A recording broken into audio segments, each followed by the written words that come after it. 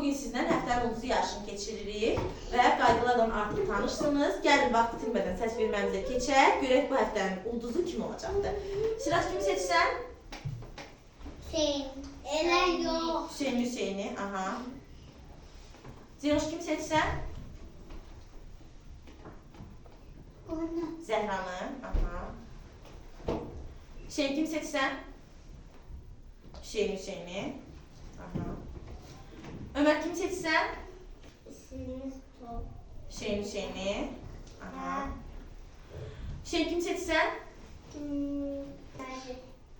Ömer'i. Aha. Mehmet kimi seçsən? Zehra.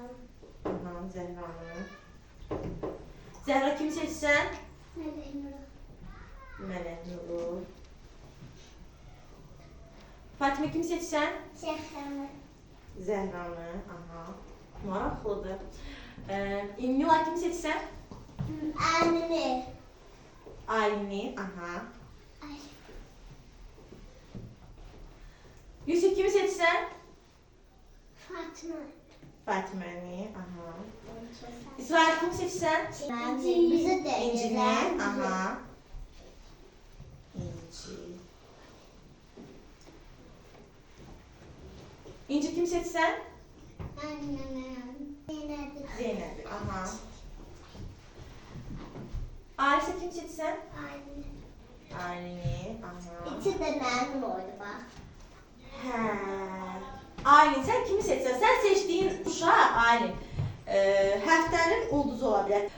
2 nəfər uşaq heç-heçədir. Hüseyin və Nazimzadə Zəhra. 3 səs toplayırlar, ikisi də 3 səs toplayıbdır. Sən indi ikisindən birini seçməlisən. Ya Hüseyni seçərsən, ya da Nazimzadə Zəhranı. Hansını seçsən?